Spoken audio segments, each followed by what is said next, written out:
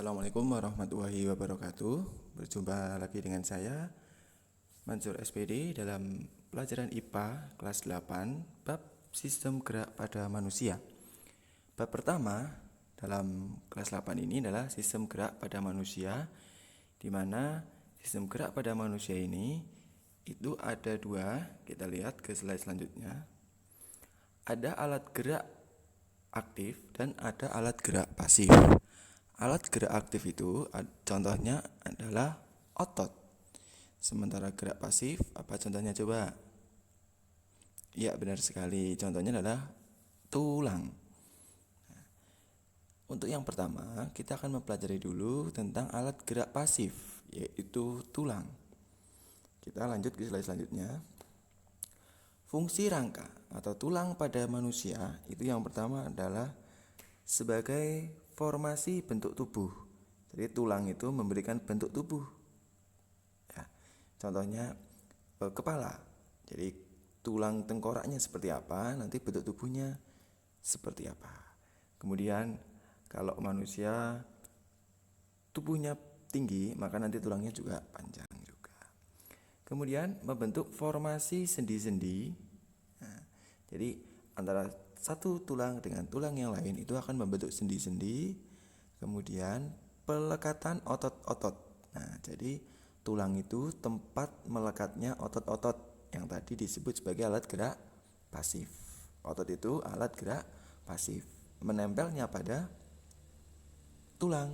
Nah, jadi tulang bisa bergerak ke atas ke bawah itu karena ada otot yang mengangkatnya gitu. Anggap aja kayak kita menarik air dari sumur timba, itu kemudian embernya itu adalah tulangnya, kemudian talinya itu ototnya. Jadi kita tarik gitu, kemudian embernya naik.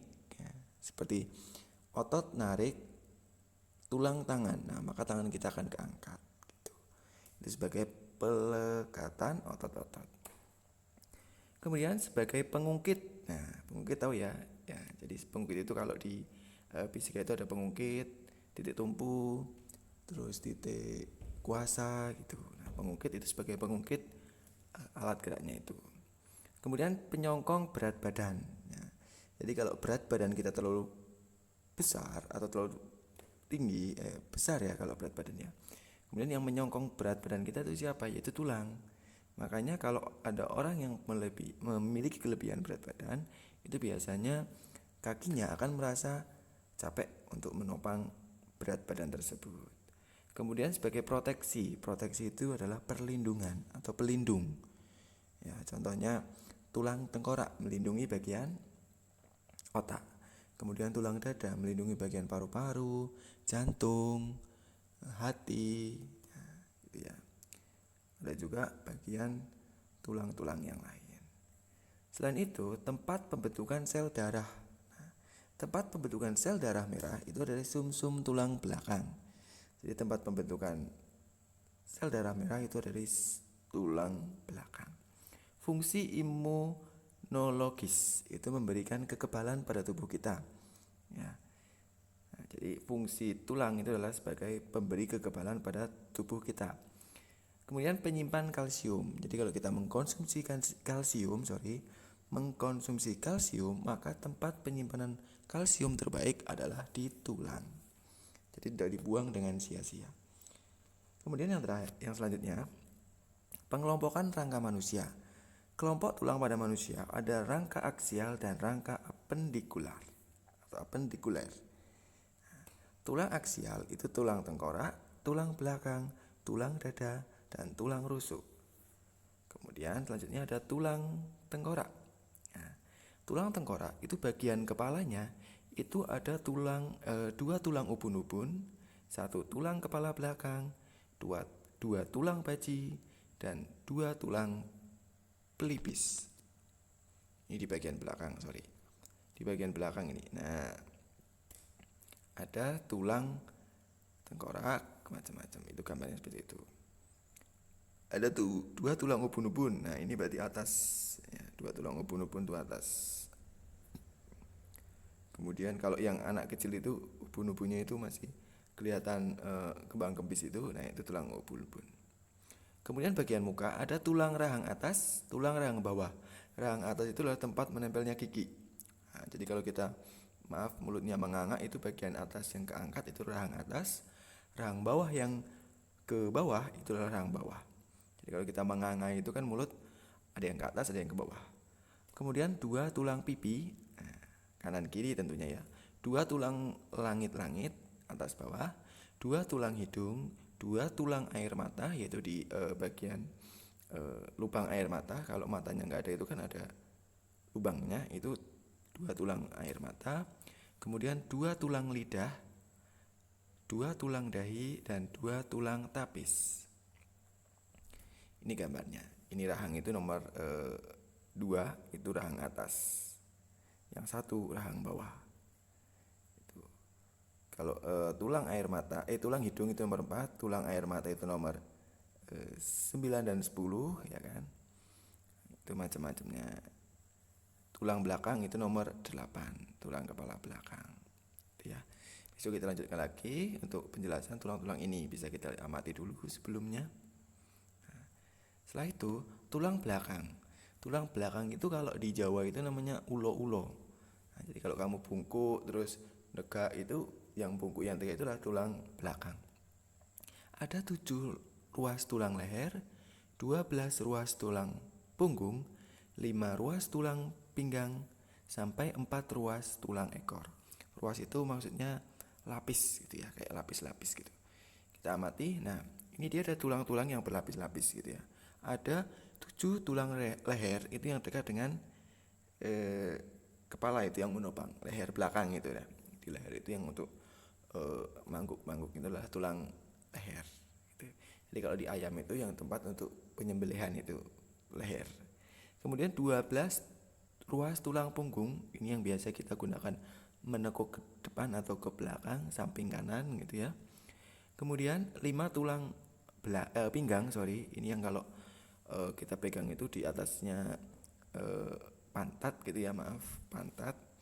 Kemudian 5 ruas tulang kelangkang dan 4 ruas tulang ekor. Selanjutnya tulang dada, itu ada tulang dada, kemudian bawahnya itu ada kayak jarum bawah itu namanya sipoid process. Kemudian body itu tulang badan, nah itu gambarnya itu tulang dada. Kemudian tulang rusuk itu ada 7 pasang tulang rusuk sejati, itu yang kanan kiri itu ada pasangannya, jadi kelihatan banget itu atas terus bawahnya itu dari atas ya, 1, 2, 3, 4, 5, 6, 7 itu ada pasangannya. Kemudian 3 pasang tulang rusuk palsu, itu maksudnya nggak ada pasangan gitu, dia cuma 3 terus langsung ke atas gitu. Nah, ini yang bawah itu kan nggak ada bolongnya gitu ya, the ribs and breastbone ya, itu kan dia bolong di situ.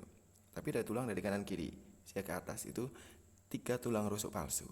Kemudian 2 pasang tulang melayang rusuk.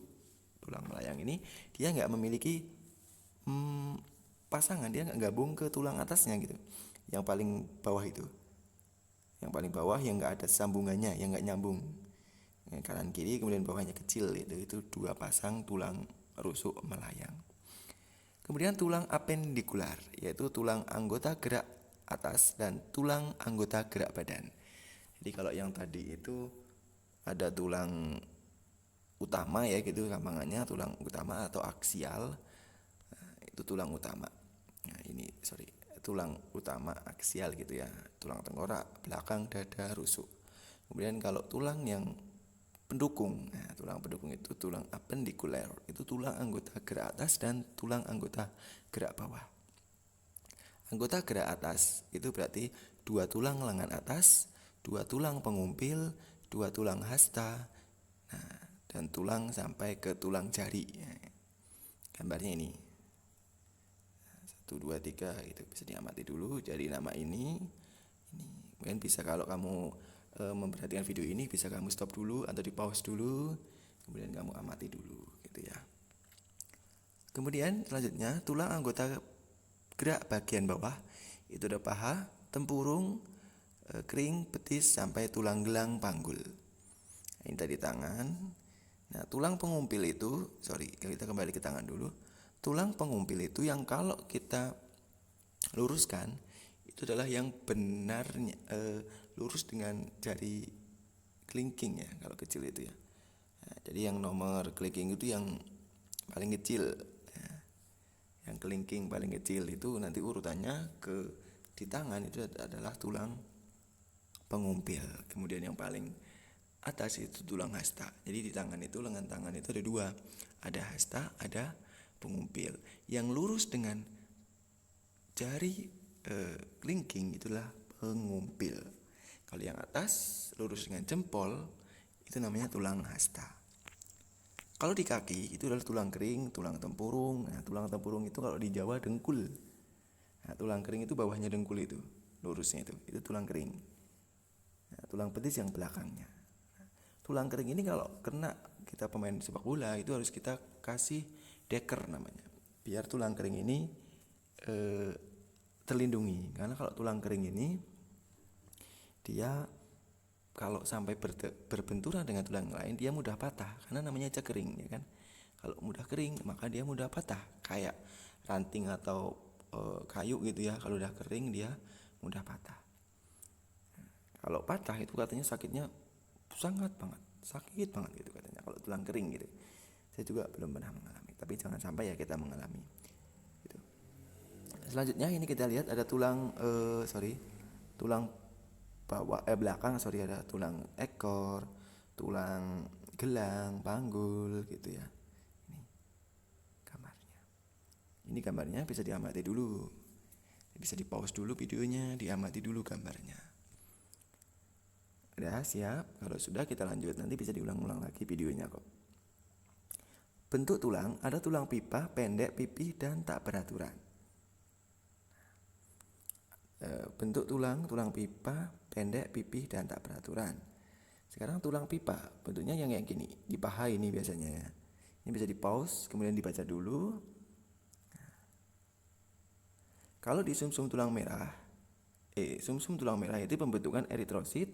Kalau sumsum tulang tulang kuning itu pembentukan sel lemak. Itu tulang pipa, bisa di pause dulu, bisa dicatat. Kemudian tulang pendek, ini biasanya di pergelangan tangan. Terus tulang pipih itu ada di tulang kepala. Pipih itu kepeng gitu ya kalau di Jawa. Flat bone kalau di Inggris.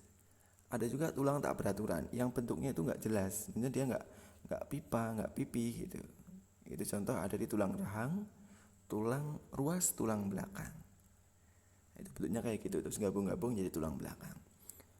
Terus jenis tulang, ada tulang rawan dan tulang keras. Tulang rawan itu dari tulang rawan hialin, tulang rawan fibrosa, tulang rawan elastis. Elastis itu artinya lentur. Kemudian tulang keras ada osteosit dan matriks. Ini gambarnya. Silakan baca diamati dulu, kalau ada yang penting silakan dijelaskan. Nah, silakan dicatat, bukan dijelaskan.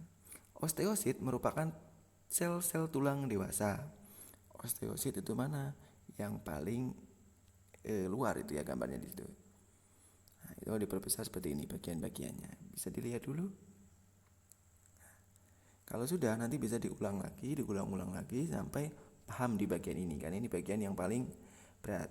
Nah, nanti saya jelaskan lagi di pertemuan yang selanjutnya lebih jelasnya. Proses pembentukan tulang ini namanya osifikasi. Pada bulan kedua dalam kandungan, jaringan embrional atau mesenkim membentuk rangka yang berupa tulang rawan atau kartilago.